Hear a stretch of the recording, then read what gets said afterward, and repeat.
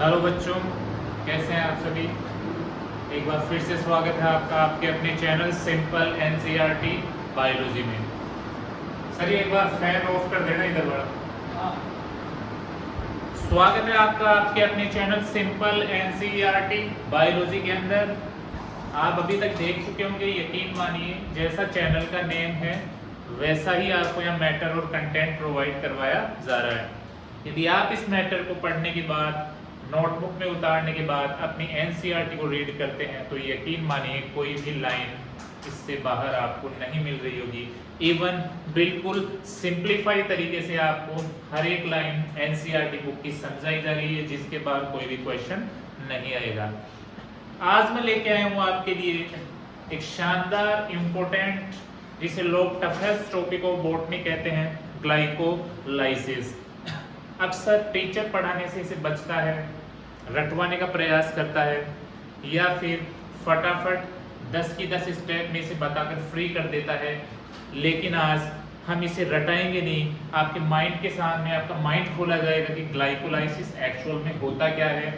रटना नहीं है इसे, ग्लाइकोलाइसिस को रटना नहीं है, इसकी हर एक स्टेप को समझ के चलना है कि एक्चुअली ग्लाइकोलाइसिस में होता क्या है। लास्ट तक यकीन मानिए आपके माइंड में ऐसे की ऐसे ग्लाइकोलाइसिस उतर जाएगा। बिना देखे आप अपने माइंड के यूज से समझ के, कॉन्सेप्ट को सीख के ग्लाइकोलाइसिस के हर एक प्रश्न का उत्तर दे सकते हैं। तो कॉन्सेप्ट को सीखना है, रटना नहीं है। ग्लाइकोलाइसिस पढ़ने से पहले एक ही बात बोलूंगा, इसके कॉन्सेप्ट्स को माइंड में उतारना है, हर एक स्टेप, हर एक बात को ध्यान से सुनना है। तब तो बिल्कुल इजीली आपको ऐसे मान लीजिए कि बिल्कुल हलवा ये हो जाएगा। रटने का प्रयास नहीं करना है। चलिए शुरू करते हैं हमारा आज का प्यारा सा टॉपिक, ग्लाइकोलाइसिस। क्या नाम है? ग्लाइकोलाइसिस। शब्द से पता चल रहा है ग्लाइको का मतलब क्या है? ग्लूकोज। ग्लाइको का मतलब ग्लूकोज। ग्लाइको का मतलब क्या होता है? ग्लूकोज। और लाइसिस का मतलब ब्रेक डाउन। क्या होता है? Break down. समझ में आ रहा है? Break down of glucose. Glucose को अपन शुगर भी बोलते हैं, सभी को पता है। This is sugar. तो शुगर का ब्रेक डाउन, ग्लूकोज का ब्रेक डाउन ही क्या है? ग्लाइकोलाइसिस। क्या है? ग्लाइकोलाइसिस। चलते हैं आगे, ग्लाइकोलाइसिस की लोकेशन के बारे में देखते हैं। What is the location of glycolysis? Glycolysis का लोकेशन क्या होगा? देखिए, location of glycolysis is cytoplasm. Cytoplasm. कहां होगी ग्लाइकोलाइसिस की लोकेशन? साइटोप्लाज्म। कहां होगी? साइटोप्लाज्म। लेकिन कई बार एग्जामिनर इसे थोड़ा सा चेंज कर देता है, साइटोसोल। क्या बोल देंगे? साइटोसोल। साइटोसोल। और ये सभी लिविंग ऑर्गेनिज्म में होती है। Held in all living organism. यहां हम लिख सकते हैं ऑल लिविंग ऑर्गेनिज्म। सभी लिविंग ऑर्गेनिज्म के अंदर होती है। किसमें? साइटोप्लाज्म या साइटोसोल। चलते हैं नेक्स्ट। डिस्कवर्ड बाय, लोकेशन के बाद कि किसने इसे डिस्कवर किया, ग्लाइकोलाइसिस की डिस्कवरी किसने की? तो देखिए, एम्बेडन, mayor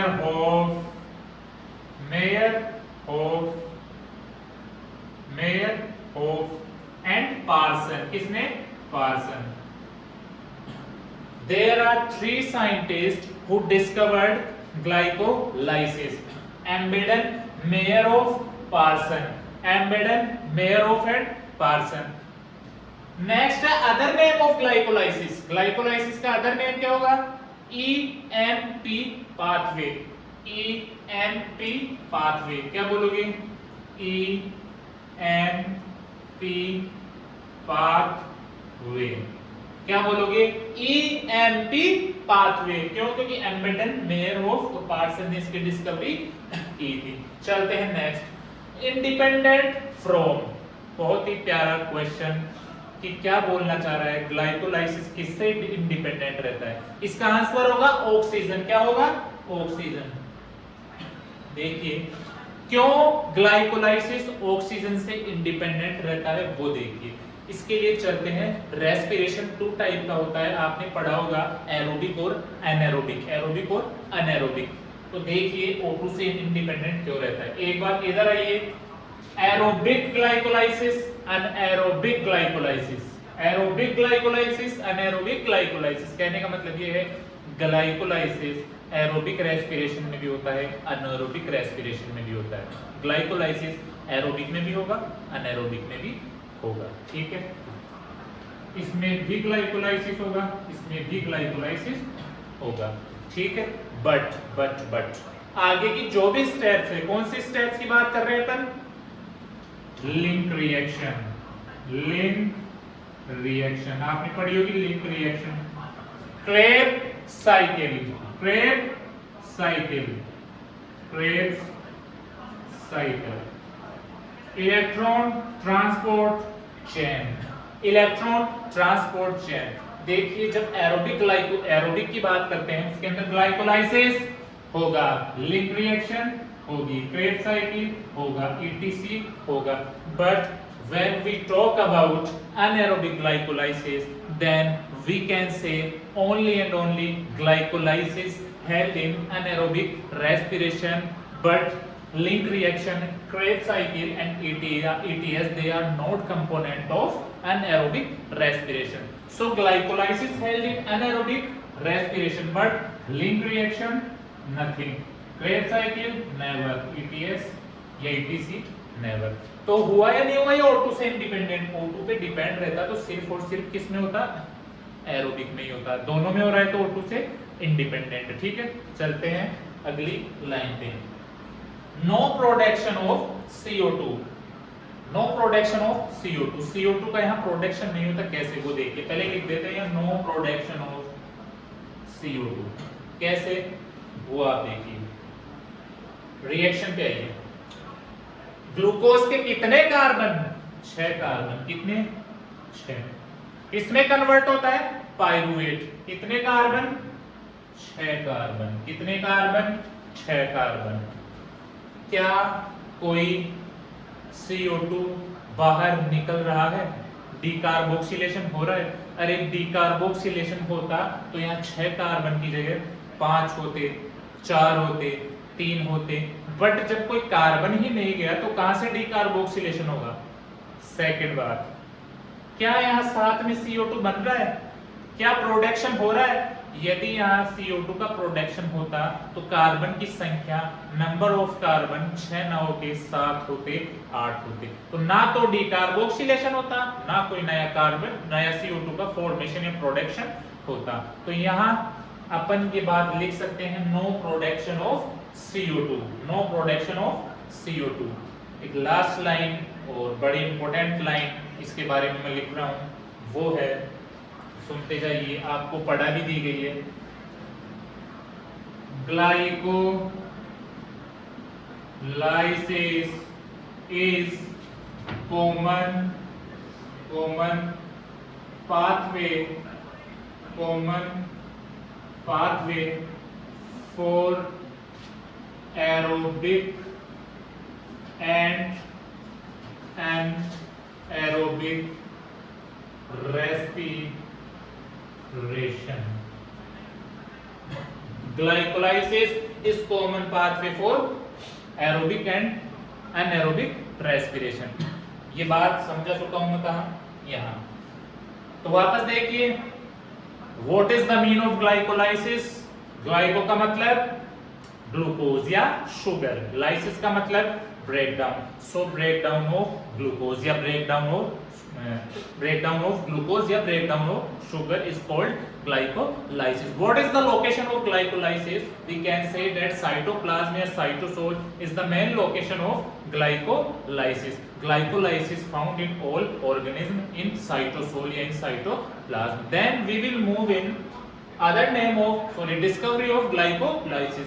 Which scientist discovered glycolysis? Embedden, Meyerhof and Parsons. There are 3 scientists who discovered glycolysis. What is the other name of glycolysis? Glycolysis other name is EMP pathway. Next, Glycolysis independent from O2. Why we call that glycolysis independent from O2?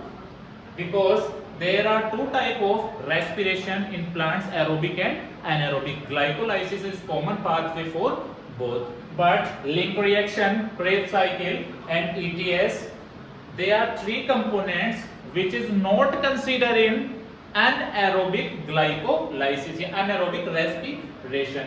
Then no production of CO2 in glycolysis. Why we call that no production of CO2 in glycolysis?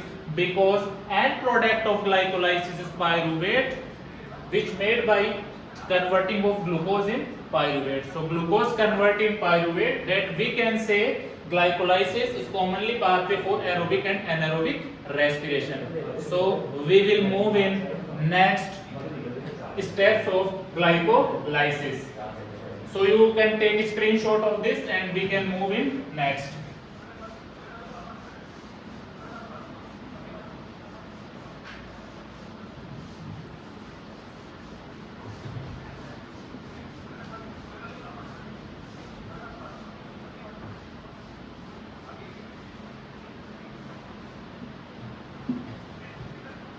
Now we will talk about steps of glycolysis, and this is very important for framing of questions in NEET examination and other medical entrances. किसी के समझ में नहीं आता, लोग रटने का प्रयास करते हैं, आपको रटना नहीं है, एक एक स्टेप को समझते हुए चलना है। हर एक स्टेप को बिल्कुल इजी तरीके से बताऊंगा, आराम से देखते हुए, सुनते हुए, ध्यान लगाते हुए, माइंड को एक जगह रखते हुए आपको देखना है। तो बात कर रहे हैं स्टेप्स ऑफ ग्लाइकोलाइसिस। यहां लिख देता हूं steps of glycolysis.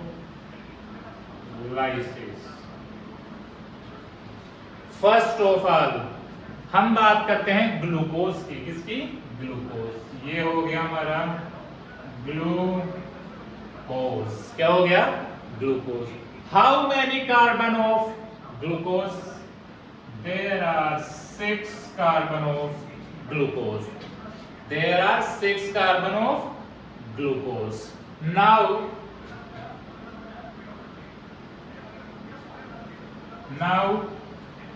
glucose convert into glucose 6 phosphate.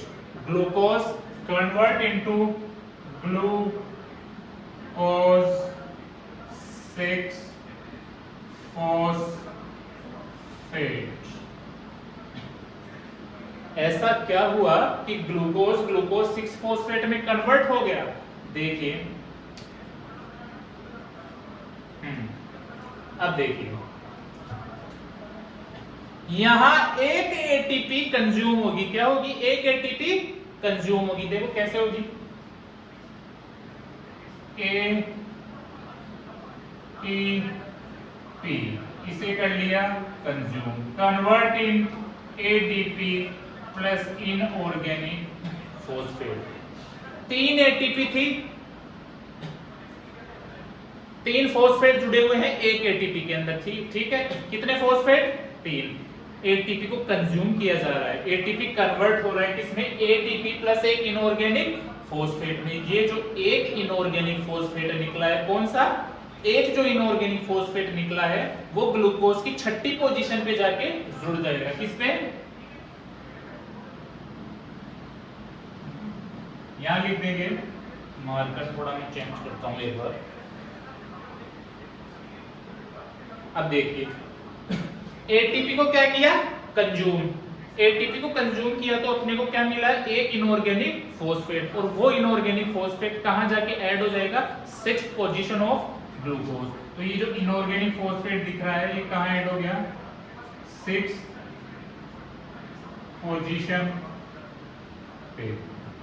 Glucose की 6th पोजीशन पे क्या जाके ऐड हो जाएगा? ये जो फॉस्फेट है जो एटीपी से अपन ने कंज्यूम किया है। ये हो गई हमारी स्टेप नंबर 1। एंजाइम कौन सा काम में आएगा? हेक्सोकाइनेज। एंजाइम कौन सा काम में आएगा? यहां हम लिख देते हैं एंजाइम का नाम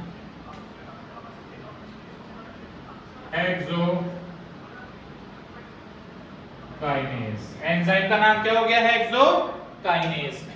चलते हैं आगे की ओर, अगली step.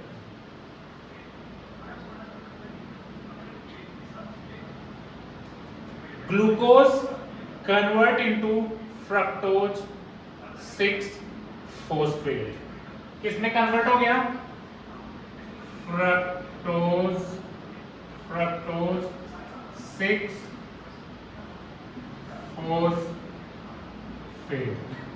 Glucose 6 phosphate convert into fructose 6 phosphate. यहां कुछ चेंज दिख रहा है क्या? पहली स्टेप में आओ एक बार, पहली स्टेप देखो, कितने कार्बन ग्लूकोज के? 6 कार्बन। कितने मॉलिक्यूल? 1 मॉलिक्यूल। कितने phosphate? 0 phosphate. 0 phosphate. Step number इसमें आओ, ग्लूकोज से क्या बना? Glucose 6 phosphate. कितने कार्बन? 6 कार्बन। कितने molecule? 1 molecule.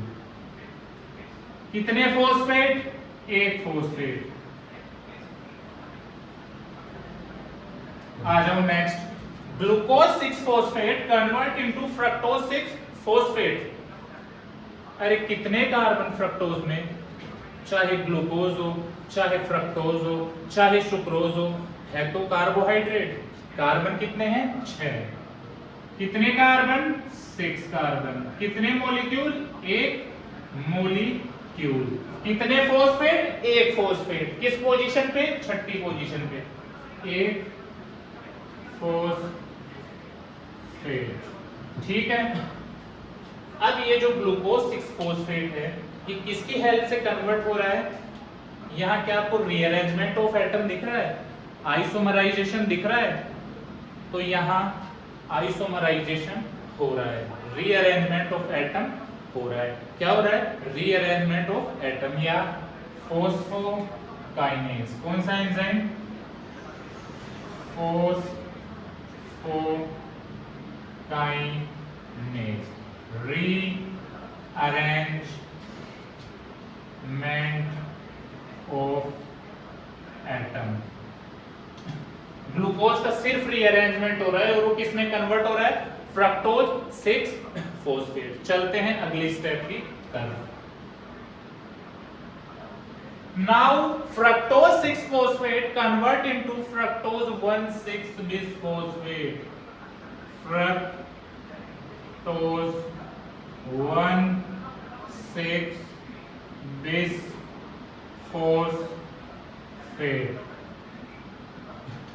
Fructose 6 phosphate convert into fructose 1,6 bisphosphate. ऐसा क्या हो गया कि फ्रक्टोज 6 फोस्फेट से फ्रक्टोज 1,6 बिसफोस्फेट बन गया? पहले कितना फोस्फेट? 1। अब कितने फोस्फेट? 2। पहले किस पोजीशन पे? 6। अब फर्स्ट पे भी और 6 पे भी। इस 6th पोजीशन पे फोस्फेट कहां से आया था? जब अपन ने एटीपी कंज्यूम की थी पहले स्टेप के अंदर, इनऑर्गेनिक फोस्फेट जाके अटैच हो गया था ग्लूकोज की 6th पोजीशन के ऊपर। अब ये पहले नंबर पे फर्स्ट पोजीशन पे कहां से आ गया? एक बार फिर क्या हो गया? एटीपी का कंज्यूम। देखिए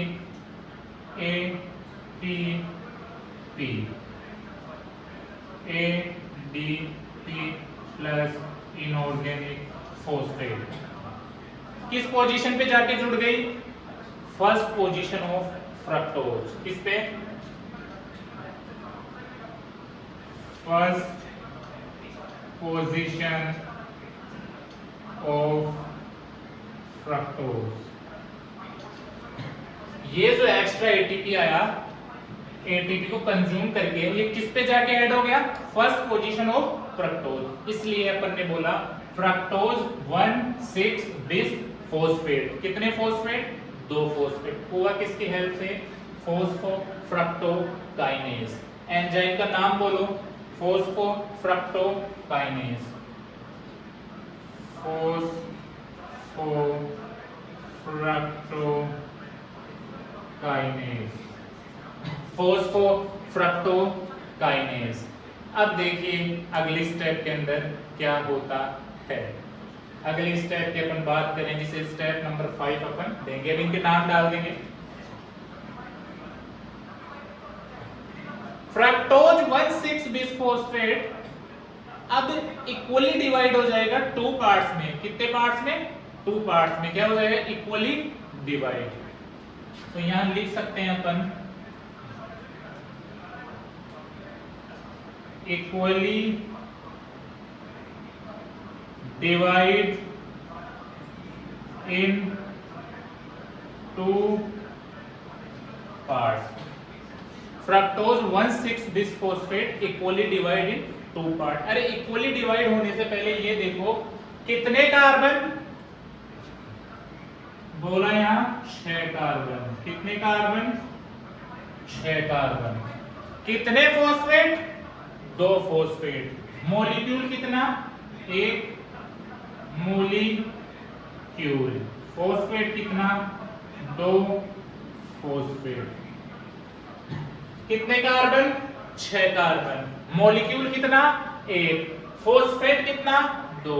अब इसको इक्वली डिवाइड करेंगे तो बताओ एक कंपाउंड के 3 कार्बन 1 फॉस्फेट, दूसरे कंपाउंड के 3 कार्बन 1 फॉस्फेट। अब इनको करते हैं अपन डिवाइड। एक तो बन जाएगा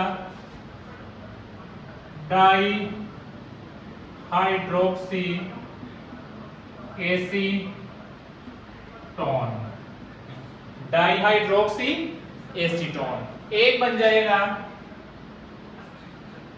ग्लिसरल्डिहाइड।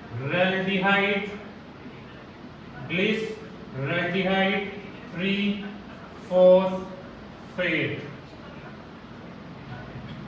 एक बन गया डाईहाइड्रोक्सी एसीटोन।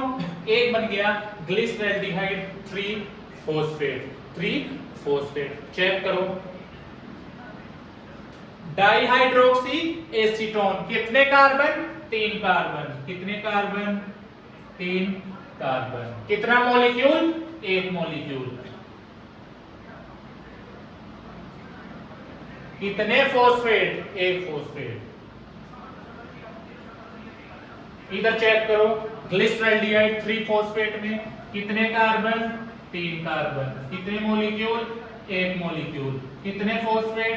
1 फॉस्फेट। बताइए इक्वली डिवाइड हो रहे हैं नहीं हो रहे?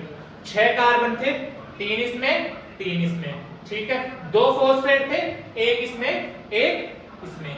अब देखिए इतना सब कुछ होने के बाद ये आपस में रिवर्सेबल होते हैं। ये आपस में क्या होते हैं? रिवर्सेबल। ये आपस में रिवर्सेबल होते हैं। ये आपस में क्या होते हैं? रिवर्सेबल होते हैं। ये आपस में क्या होंगे? रिवर्सेबल होंगे।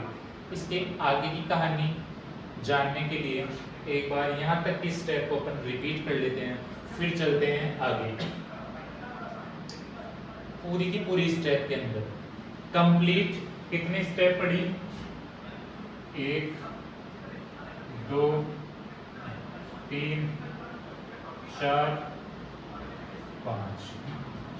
5 स्टेप्स के अंदर आपको एटीपी का कहीं भी यूटिलाइजेशन होता हुआ दिखा क्या? नहीं दिखा। इसलिए इस स्टेप को, इस अभी तक की जो स्टेप पड़ी 5 स्टेप, इस फेज को क्या बोलते हैं? यहां लिख देंगे ATP consuming phase. ATP consuming phase. कितनी एटीपी कंज्यूम हो रही है? 1 और 2। 2 एटीपी क्या हो रही है? कंज्यूम हो रही है। कौन कौन सी स्टेप में कंज्यूम हो रही है? फर्स्ट में, थर्ड में। फर्स्ट में, थर्ड में। ATP consume in first and third step. यहां तक कोई समस्या नहीं होनी चाहिए। सबसे पहले ग्लूकोज, कार्बन नंबर 6 चेंज हो जाता है ग्लूकोज 6 फॉस्फेट में। ग्लूकोज 6 फॉस्फेट में चेंज होने का मतलब है ग्लूकोज की छठी पोजीशन पे एक फॉस्फेट जाके जुड़ जाता है। ये फॉस्फेट आया कहां से? ये फॉस्फेट आया एक एटीपी के कंज्यूम से। एक एटीपी कंज्यूम हुआ, एक फॉस्फेट निकला, जाके 6 पोजीशन ऑफ ग्लूकोज पे ऐड हो गया। फिर ग्लूकोज 6 फॉस्फेट कन्वर्ट हो जाता है किसके अंदर? Glucose fructose 6 phosphate. Fructose 6 phosphate में चेंज होने का मतलब ये है सिर्फ रीअरेंजमेंट हो रहा है एटम का, नंबर कार्बन का सेम है, नंबर फॉस्फेट सेम है, बस इसका फॉर्म चेंज हो रहा है, रीअरेंजमेंट हो रहा है। फिर क्या था, जो फ्रक्टोज 6 फॉस्फेट है वो कन्वर्ट हो रहा था फ्रक्टोज 1,6 बिसफॉस्फेट। अरे 6 पोजीशन पे तो पहले ही फॉस्फेट था, अभी फर्स्ट पे कहां से आ गया? एक और एटीपी आता है, उसका कंज्यूम करते हैं, वो पहले नंबर पे जाके फ्रक्टोज की पे ऐड हो जाता है। इसलिए अब फॉस्फेट के कितने नंबर? 2, कार्बन सेम रहेंगे 6, फॉस्फेट कितने? 2, मॉलिक्यूल कितना? 1। अब क्या होगा? अब ये होगा ये इक्वली क्या हो जाएंगे? डिवाइड हो जाएंगे, यानी 3 कार्बन के 2 एटम बनेंगे जो एक फॉस्फेट रखेंगे। उनका क्या नाम है? Dihydroxy acetone. कितने कार्बन? 3। कितने फॉस्फेट? 1। कितना मॉलिक्यूल? 1। और दूसरा ग्लिसरॉल्डिहाइड 3 फॉस्फेट। कितने कार्बन? 3। कितने मॉलिक्यूल? 1। और कितने फॉस्फेट? 1। बताइए इक्वली डिवाइड हुई है नहीं? और अब क्या होगा? ये आपस में रिवर्सेबल है। अब एक बात 5 बार दोहराऊंगा, उसको ध्यान रखना। डाइहाइड्रोक्सी एसीटोन कन्वर्ट हो जाता है ग्लिसरॉल्डिहाइड 3 फॉस्फेट में। डाइहाइड्रोक्सी एसीटोन कन्वर्ट हो जाता है ग्लिसरॉल्डिहाइड 3 फॉस्फेट में। डाइहाइड्रोक्सी एसीटोन कन्वर्ट हो जाता है ग्लिसरॉल्डिहाइड 3 फॉस्फेट में। तो बताओ डाइहाइड्रोक्सी एसीटोन जब ग्लिसरॉल्डिहाइड 3 फॉस्फेट में कन्वर्ट हो गया तो ग्लिसरॉल्डिहाइड 3 फॉस्फेट के कितने मॉलिक्यूल बनेंगे? 2 मॉलिक्यूल। 3 कार्बन के कितने मॉलिक्यूल? 2 मॉलिक्यूल। 3 कार्बन के कितने मॉलिक्यूल? 2, क्योंकि यहाँ कितना है? 3 कार्बन का 1। अब जब ये इसमें कन्वर्ट हो गया तो 3 कार्बन के कितने बनेंगे? 2। तो आगे से हमें यही ध्यान रखना है नेक्स्ट स्टेप्स के अंदर कि इसके 2 मॉलिक्यूल बनते जाएंगे। एनसीईआरटी बुक में कंटिन्यू 2 मॉलिक्यूल से इसे दिखा रखा है, लेकिन अपन समझने के लिए, माइंड में सेट करने के लिए, अपन रटे ना, देखते किसी भी क्वेश्चन का आंसर दे दे, उसके लिए इन 2 मॉलिक्यूल को अलग अलग स्टडी करते हुए चलेंगे। तो चलिए आगे देखते हैं क्या होता है। अब ग्लिसरॉल्डिहाइड 3 फॉस्फेट के कितने मॉलिक्यूल आएंगे? 2 मॉलिक्यूल आएंगे। यहां तक का स्क्रीनशॉट आप ले सकते हैं। चलते हैं आगे, ठीक है। पानी है क्या सर? एक बार देना है।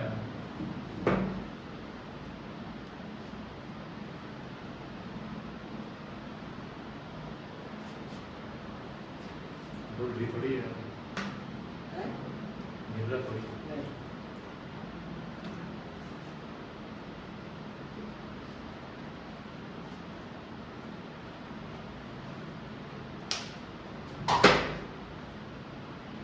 चलते हैं आगे 6th स्टेप की तरफ।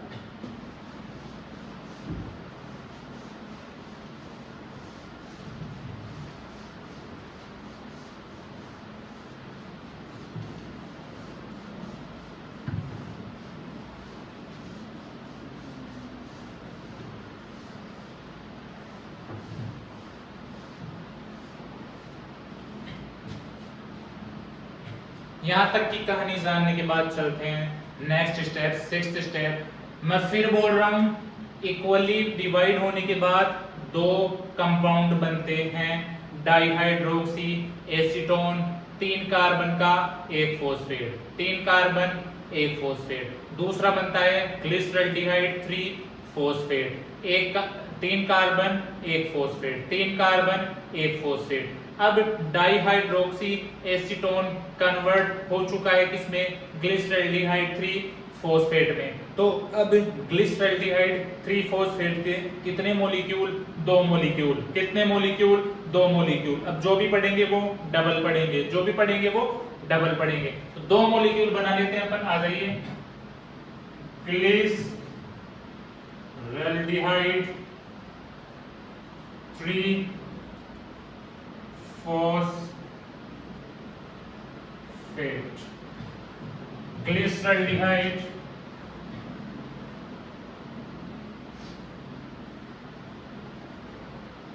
3 फॉस्फेट, ग्लिसरॉल्डिहाइड,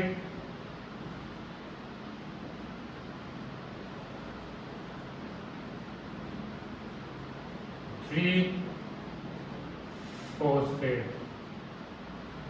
ये अपन ने बना लिया। कितने कार्बन? 3 कार्बन। कितना फॉस्फेट? 1 फॉस्फेट। कितने कार्बन? 3 कार्बन। कितना फॉस्फेट? 1 फॉस्फेट। इधर आ जाइए।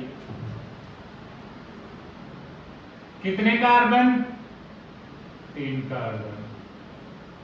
लेकिन कितने मॉलिक्यूल? 1 और 1 2, टोटल 6 कार्बन। कितने कार्बन? 6 कार्बन। ठीक है। कितने मॉलिक्यूल? 2। फॉस्फेट बोलो। 1 फॉस्फेट, 1 फॉस्फेट, 2 फॉस्फेट। कितने फॉस्फेट? 2। अब देखिए, very very important topic of glycolysis, जहां से क्वेश्चन बनता है, समझ में आता नहीं है। ध्यान से, इत्मीनान से, आराम से देखते रहिए इस टॉपिक को। 2 हाइड्रोजन यहां से बाहर कर दिए जाते हैं। 1 मॉलिक्यूल ऑफ ग्लिसरॉल्डिहाइड 3 फॉस्फेट से 2 हाइड्रोजन गए बाहर। 2 हाइड्रोजन गए बाहर। इससे भी 2 हाइड्रोजन गए बाहर। ठीक है। हमारे पास है NAD plus, NAD plus, NAD plus.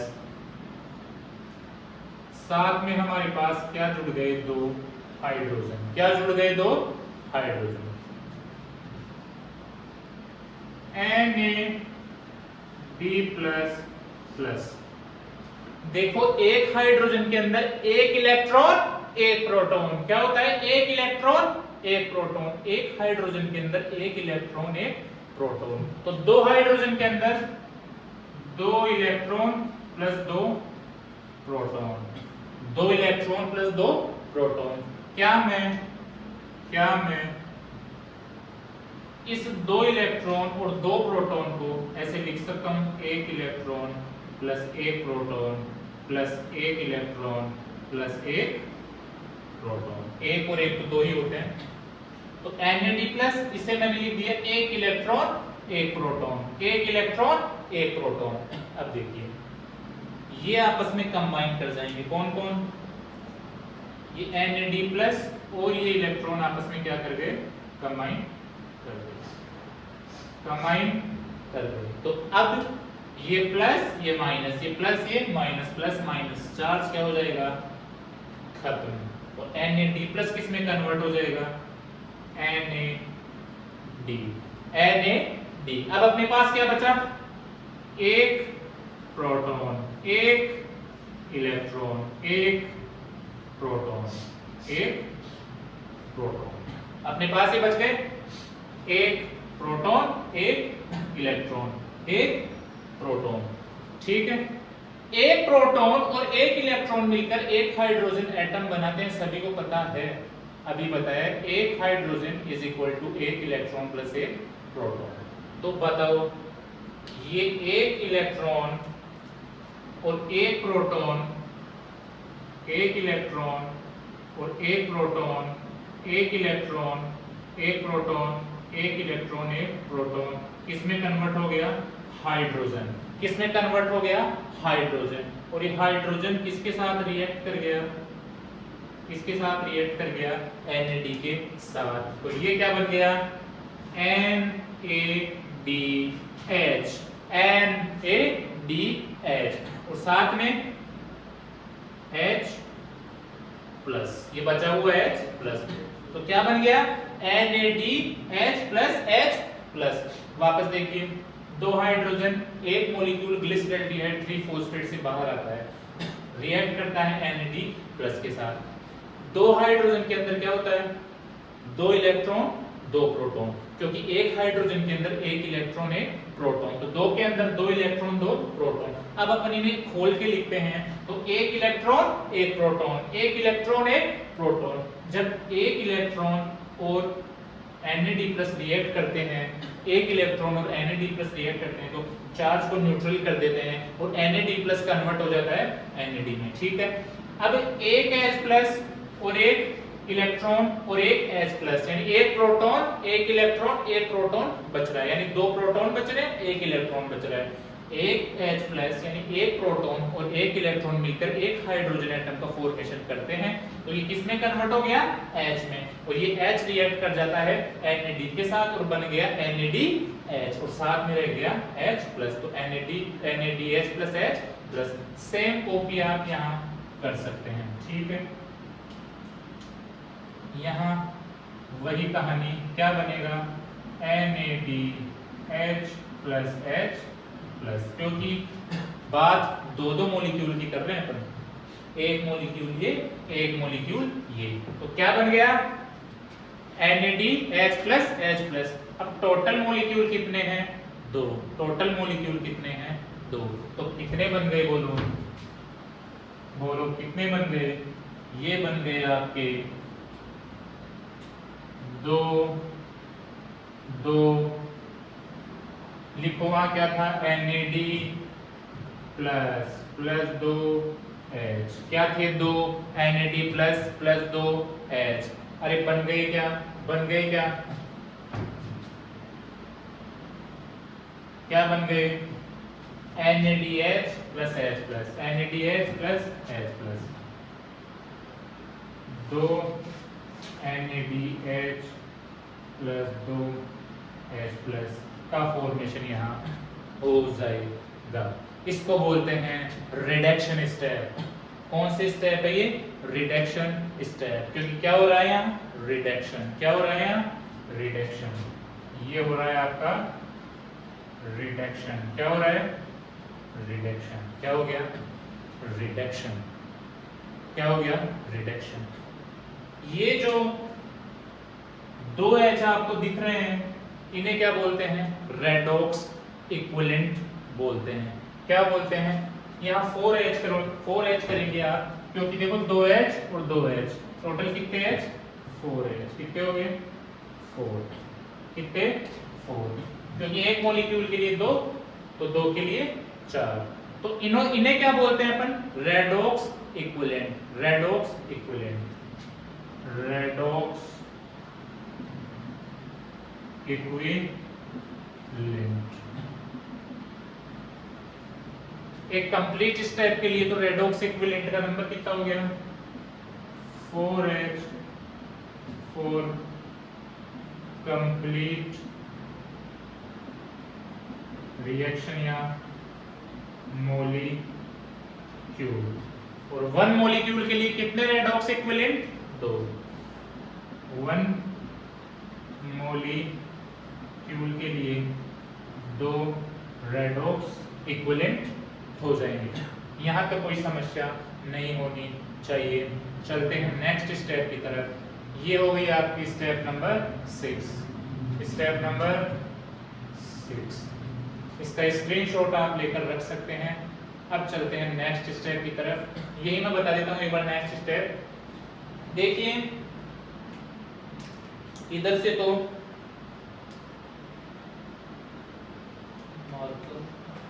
इधर से तो आएगा आपका एक H3PO4, इस एक मॉलिक्यूल के लिए H3PO4, इस एक के लिए H3PO4, एक H3PO4 इधर से, एक H3PO4 इधर से, एक H3PO4 इधर से, एक H3PO4 इधर से, तो एक और फॉस्फेट आगे इसमें जुड़ जाएगा, तो 1,3 बिसफॉस्फेट हो जाएगा। तो इसका नाम क्या हो जाएगा, देखो एक फॉस्फेट तो इधर, एक फॉस्फेट इधर, कितने हो गए टोटल फॉस्फेट, इधर देखिए एक फॉस्फेट एक्स्ट्रा आ गया, एक फॉस्फेट पहले से है, ठीक है। तो यहाँ क्या लिखोगे, ये बन गया, यहाँ H3PO4 और लगा दो, ग्लिसरिक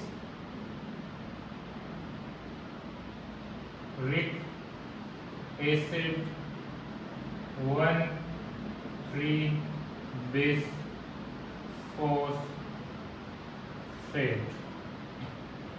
ग्लिसरिक एसिड 1,3-बिसफॉस्फेट, क्योंकि ये किसमें कन्वर्ट हो जाएगा, एसिड के अंदर ये कन्वर्ट हो जाएगा। किसमें कन्वर्ट हो जाएगा, एसिड के अंदर कन्वर्ट हो जाएगा। ठीक है, किसके अंदर कन्वर्ट हो गया, एसिड के अंदर कन्वर्ट हो गया। यहां तक कोई समस्या नहीं होनी चाहिए। वापस एक बार मैं बता देता हूं, ग्लूकोज के कितने कार्बन, 6 कार्बन। ग्लूकोज के 6 कार्बन से क्या बनता है, ग्लूकोज 6 फॉस्फेट। ग्लूकोज 6 फॉस्फेट में 6 फॉस्फेट क्यों आया, 6 पोजीशन पे ग्लूकोज आके क्यों जुड़ा, क्योंकि एक एटीपी क्या हो गई, कंज्यूम हो गई। ठीक है, जो एंजाइम है वो हेक्सोकाइनेज। ग्लूकोज 6 फॉस्फेट कन्वर्ट हो गया फ्रक्टोज 6 फॉस्फेट में। कैसे हुआ फ्रक्टोज 6 फॉस्फेट में कन्वर्ट, क्योंकि रीअरेंजमेंट ऑफ एटम हो गया। Number of carbon same, no, phosphate कितना, 1। फिर ये कन्वर्ट हो जाएगा फ्रक्टोज 1,6-बिसफॉस्फेट में, क्योंकि 6 पोजीशन पे तो पहले ही फॉस्फेट था और एक एटीपी आके वापस कंज्यूम होती है, जिससे फर्स्ट जो पोजीशन है फ्रक्टोज की उस पे भी एटीपी आ जाता है। ठीक है, enzyme फॉस्फोफ्रक्टोकाइनेज। Then fructose 1,6-bisphosphate equally divided in 2 molecule. First molecule name is dihydroxyacetone, which is 3 carbon compound and 1 phosphate contain. And then other compound glyceraldehyde 3-phosphate, which are 3 carbon compound and held 1 phosphate molecule. They are reversible. ये आपस में reversible होते हैं. And then dihydroxyacetone totally convert into glyceraldehyde 3-phosphate. So there are 2 molecule of glyceraldehyde 3-phosphate. We study different method, यानी कि glyceraldehyde 3-phosphate के 2 molecule, लेकिन अपन पढ़ेंगे अलग अलग। ये एक molecule, ये एक molecule, ये एक molecule, ये एक molecule। 2 हाइड्रोजन निकलते हैं इससे, 2 निकलते हैं इससे, NAD+ के साथ करते हैं रिएक्ट। 2 हाइड्रोजन में 2 इलेक्ट्रॉन 2 प्रोटॉन, इन्हें अपन 1 इलेक्ट्रॉन 1 प्रोटॉन 1 इलेक्ट्रॉन 1 प्रोटॉन लिख सकते हैं। NAD+ react with 1 electron and charge is neutral, so NAD+ plus 1 electron is equal to NAD neutral। ठीक है, अब 1 इलेक्ट्रॉन बच रहा है, 1 प्रोटॉन बच रहा है, 1 प्रोटॉन बच रहा है। So 1 electron and 1 proton react and made 1 hydrogen, because 1 hydrogen is equal to 1 electron and 1 proton. So NAD react with hydrogen and makes NADH, और बच गया एक प्रोटॉन, तो NADH plus H+। ठीक है, ऐसे 2 बार ये काम हो रहा है, तो टोटल 2 NADH plus H+। ये 2 हाइड्रोजन क्या है, ये रेडॉक्स इक्विवेलेंट है। कंप्लीटली तो 4, लेकिन अलग अलग देखेंगे तो 2। फिर H3PO4 आता है, ऐड होता है और एक फॉस्फेट और बना देता है। इसको बोलते हैं स्टेप नंबर 7। अब ग्लिसरिक एसिड 1,3-बिसफॉस्फेट है, आगे जाके ये क्या बनाएगा इसकी बात करेंगे हम नेक्स्ट लेक्चर के अंदर। समय की थोड़ी कमी है, 15 से 20 मिनट का टॉपिक अभी ये बचा हुआ है, तो नेक्स्ट लेक्चर में इसके बारे में विद क्वेश्चन आपको कंप्लीटली ये करवा दिया जाएगा। अब बात होगी बची हुई 3 स्टेप की। इसके अलावा क्या होती है डायरेक्ट एटीपी, क्या होती है इनडायरेक्ट एटीपी, और इसके अलावा एरोबिक रेस्पिरेशन में कितने एटीपी यूटिलाइज होते हैं, अनएरोबिक में कितने होते हैं, यानी टोटल अपन गेन एटीपी, कंज्यूम एटीपी, यानी जो डाटा है अपना एटीपी का, बैलेंस शीट ऑफ एटीपी है, बैलेंस शीट ऑफ NADPH है, NADH है, उसकी बात हम करेंगे। Thank you so much.